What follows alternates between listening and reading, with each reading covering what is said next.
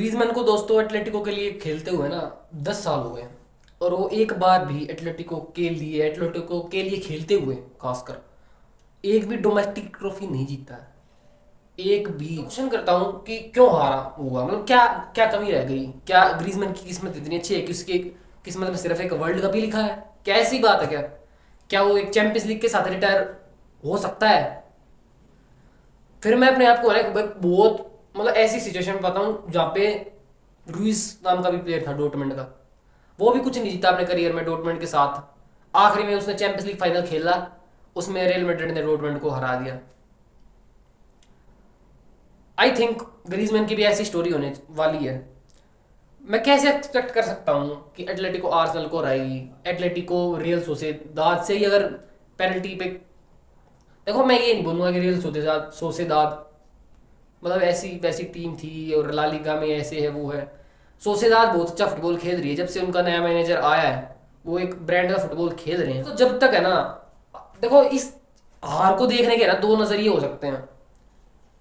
मैं ना दोनों चीज चाहता था। मैं ये भी चाहता था कि प्लेयर्स हमारे थोड़े, समझ रहे हो ना, फोकस मोड में रहे। और मैं ये चाहता था भी यार, देखो चैंपियंस लीग ज्यादा रियलिस्टिक नहीं है, सच में ज्यादा रियलिस्टिक नहीं है, और ग्रीजमैन जा रहा है तो एक ट्रॉफी के साथ जो जा सकता था। और दूसरा नजरिया ये था कि अगर हम कोपा दिल रे का फाइनल हारते हैं तो हम और फोकस्ड रहेंगे आर्सेनल वाले गेम पे, हम और फोकस्ड रहेंगे चैंपियंस लीग के फाइनल में। अब मुझे नहीं पता कितना मे भी हेल्प करेगा या मे भी क्या पता नुकसान दे, क्या पता नेगेटिव वे में भी ये जा सकता है। क्या पता प्लेयर्स का जो एक हौसला था वो टूट गया हो सारा, क्या पता प्लेयर्स बिखर जाएं इस फाइनल के बाद। कितना ही मैं मतलब अपने हवाई पुलायात बना लूं, कितना ही मैं वो कर लूं, एटलेटिको कुछ नहीं जीत रही इस साल भी, यही हार्ड रियलिटी है। ठीक है तुमने मैड्रिड को स्टार्ट ऑफ द सीजन में 5-2 से पेल दिया, ठीक है तुमने बारसा को कोपा दिल रे से नॉकआउट कर दिया, चैंपियंस लीग से नॉकआउट कर दिया, लेकिन यार तुम जीत नहीं रहे, सीधी सारी बात ये। मैं ये चाहता था, देखो ला लीगा के पर्सपेक्टिव से बात करता हूं मैं ये चाहता था एक लेवल तक कि अगर बार मतलब चाहता नहीं था, मतलब मेरे दिमाग में ये था कि अगर बारसा क्वालिफाई की ना, मेरे को ये पता था कि अगर बारसा सेमीफाइनल के लिए क्वालिफाई करी तो उनका डिफेंसिवली इनको प्रॉब्लम तो होगी, लेकिन जो बारसा का अटैक है ना वो आर्सेनल के अटैक को मतलब बहुत ज्यादा सरपास कर जाएगा और बारसा क्या पता अपने अटैक के दम पर ही जीत जाए। लेकिन जब मैंने ये बात एटलेटिको के लिए सोची ना, क्वार्टर फाइनल से पहले जब पहला लेग भी नहीं हुआ था, कि मान लो अगर एटलेटिको क्वालिफाई करती है सेमीफाइनल के लिए तो क्या एटलेटिको के पास इनफ अटैक होगा? क्या हमारे पास इनफ अटैकिंग ऑप्शंस है जिससे हम आर्सेनल को अटैक कर सकते हैं, आर्सेनल को डैमेज पहुंचा सकते हैं? और कल का मैच देख के मेरे को पता चल गया कि हमारे पास इनफ अटैक नहीं है। ठीक है तुमने लुकमन साइन कर लिया, बारियोस मेंडोजा में भी वापस आ जाएंगे, ग्रीजमैन है, अल्वारेज वगैरह है, लेकिन पता नहीं क्यों एक मुनियोज नाम की साइनिंग मेरे को ये बोल रही है मुनियोज को साइन कर दो भाई। लुकमैन ठीक है, लुकमैन भी खेल लेगा, पर हमें यंगस्टर चाहिए, हमें वो आग चाहिए, हमें वो फायर चाहिए, हमें वो क्रिएटिविटी चाहिए। बैना ने इतना इजी चांस मिस किया, और एक और प्लेयर मेरे को नाम याद नहीं आ रहा किसने चांस मिस किया था, बैना के जस्ट बाद दूसरा चांस एक प्लेयर ने और मिस किया। अगर आप चांसेस को कन्वर्ट नहीं करोगे तो आप नहीं जीतोगे, सीधी सादी बात है। चैंपियंस लीग का फंडा तुम पे अप्लाई हो गया, पहले बारसा पे अप्लाई हुआ था, बारसा वल्नरेबल हुई थी, अल्वारेज ने मूवमेंट्स को पिक किया, अब हमने मूवमेंट्स को खत्म नहीं किया तो हम हार गए। और आर्सेनल के खिलाफ भी यही होने वाला है। आर्सेनल एक मूवमेंट्स, उनके मूवमेंट्स क्या आएंगे आर्सेनल के मूवमेंट्स होंगे कि उन्होंने कॉर्नर से गोल मार दिया, तुम्हें तब उस मूवमेंट पर डिफेंडिंग अच्छी करनी पड़ेगी, उनकी कोई फ्री किक अंदर चलेगी, तुमने कोई गलती कर दी पेनल्टी मिलेगी। ये मूवमेंट्स थोड़े रोकने हैं, उनके सीक्वेंस बनते हैं जो पिछले 4 दिन से जब हम हारे थे, ये सीक्वेंस नहीं बनने देने।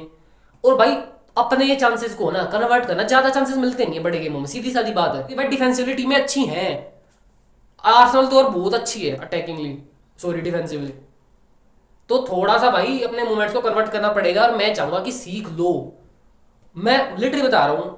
मैंने एटलेटिको फैंस को देखा, देखो मैं स्पेन को, मेरे को बहुत प्यार है स्पेन से, लेकिन जब मैंने स्पेनिश फैंस को रोते हुए देखा, एटलेटिको फैंस को रोते हुए देखा, मैं लिटरली बता रहा हूँ, मेरे दिमाग में क्लिक किया कितना प्यार है फुटबॉल से, बहुत ज्यादा प्यार है यार।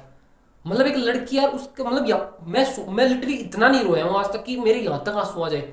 यहाँ तक आंसू आए भाई, उसके पूरे गाल आंसू से संधे हुए थे। और जूलियानो सिमियोनी भाई इमोशनल था, प्यूबिल भी इमोशनल था। लेकिन भाई अब बीइंग इमोशनल काम चलेगा नहीं। मैं नहीं चाहता फिर से फैंस लेट डाउन हों चैंपियंस लीग में। अब तुमने अपना लेसन ले लिया है। बारसा ठीक, देखो हम क्वार्टर फाइनल खेल के आ रहे बार्सिलोना से, टायर्डनेस होगी, थोड़ा सा यार थकान होगी, लेकिन भाई ये गलतियां आगे ना हों तो ठीक रहेगा। एटलेटिको आर्सेनल का गेम जो है सीजन डिटरमाइनिंग हो सकता है सिम्योनी के लिए भी, पूरी टीम के लिए। देखो यार फाइनल में पहुंच भी गए ना, मे भी चलो फाइनल में हम हार भी गए, दुख होगा, लेकिन हम फाइनल में पहुंचे तो। इतने सालों बाद एक स्पेनिश टीम फाइनल में पहुंची तो, इतने सालों बाद तो क्या रियल मैड्रिड पहुंचती रहती है। लेकिन भाई देखो इन गलतियों से सीखो, कहाँ हम गलती कर रहे हैं। देखो मेरे को थोड़ी सी ठीक है यार, हम क्वार्टर फाइनल खेल के आ रहे हैं, थोड़ा सा टायर्डनेस होगी ऑफ कोर्स। लुकमन का अच्छा गोल था, हालांकि अल्वारेस का भी बहुत अच्छा गोल था। अब बात करता हूं दोस्तों मैन सिटी वर्सेस आर्सेनल की। आज 9 बजे मैच है मैन सिटी वर्सेस आर्सेनल का। देखो दोस्तों, अब उस टाइम पे आ गए हम सीजन के जहां आर्सेनल उस राह पर चल पड़ी है जहां पे वो पिछले 2-3 सालों से चलती आ रही है। आर्सेनल इस time of the season man city से हारती है, मैन सिटी के ग्राउंड पर ही मैच है एतिहाद में, और वहां पे वो हारती है और पॉइंट्स ड्रॉप करती है और मैन सिटी उनसे आगे निकल जाती है। क्या इस बार भी आर्सेनल पॉइंट्स ड्रॉप करेगी? क्या इस बार भी वही वही मतलब सिलसिला होगा? देखो दोस्तों, आर्टेटा जब तक है ना, अब आर्सेनल की देखो कंडीशन मेरे को समझ आ नहीं रही है। आर्सेनल अगर ड्रॉ के लिए खेलती है तो भी वो हारते हैं, और आर्सेनल अगर अटैक करने की कोशिश करते हैं तो भी वो हारते हैं। और मैन सिटी इस, अब देखो भाई पेप के मुंह को है ना जो खून लग चुका है। पेप को पता है उसे क्या करना है, पेप के पास सारे टूल्स अवेलेबल हैं। पेप के पास देखो ब्रह्मास्त्र है, पेप के पास चरकी है और पेप के पास हालैंड है। समझ रहे हो ना? अगर पेप ने लगा दिया मतलब दिमाग, और पेप ने सेमेन्यो वगैरह को अच्छी तरह यूज कर लिया, तो आई वॉन्ट बी शोक्ड कि मैन सिटी ये गेम जीत जाए। आर्सेनल अगर ड्रॉ भी करती है ना इस गेम को तो आर्सेनल जीत जाएगी टाइटल। लेकिन एट दी हेड में गेम है तो बहुत मजेदार गेम होने वाला है। आई होप मजेदार हो। मैन सिटी और आर्सेनल के फिक्चर इतने मजेदार होते नहीं है, नील नील के ज्यादातर मैचेस होते हैं क्योंकि दोनों ही टीम्स प्रैग्मेटिक होती हैं। देखते हैं दोस्तों कौन जीतता है। देखो एटलेटिको के लिए बहुत बुरा टाइम चल रहा है, और मैं ये नहीं चाहता कि इससे भी बुरा हो।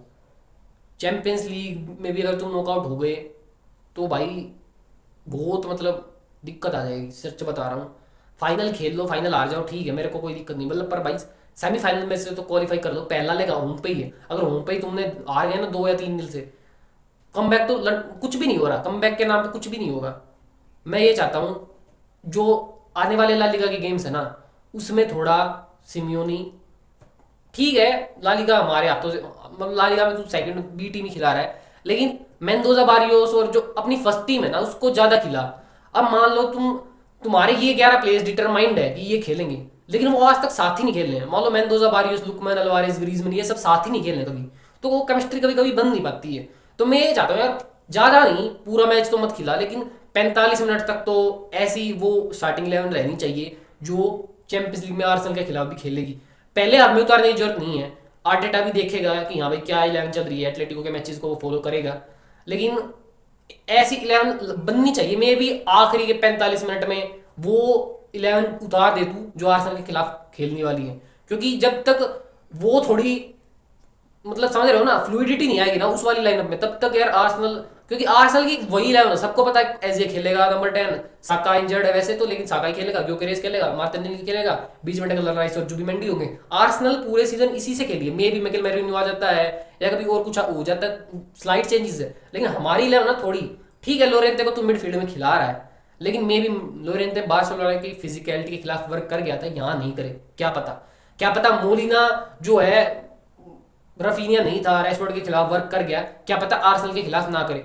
तो जो हमारे में भी एलचे के खिलाफ मैच अभी तो हमारा, लेकिन आगे आने वाले जो मैचेस है उनमें कोई टफ मैचेस हो, मेरे को देखो बिल्कुल भी याद नहीं किसके साथ हमारा मैच है, लेकिन कोई अगर हमारे पास हमारे साथ किसी का अच्छा मैच हो ला लिगा में, तो वहां पे फुल स्ट्रेंथ पे जा और टेस्ट कर कि मोलिना रेडी है भी या नहीं।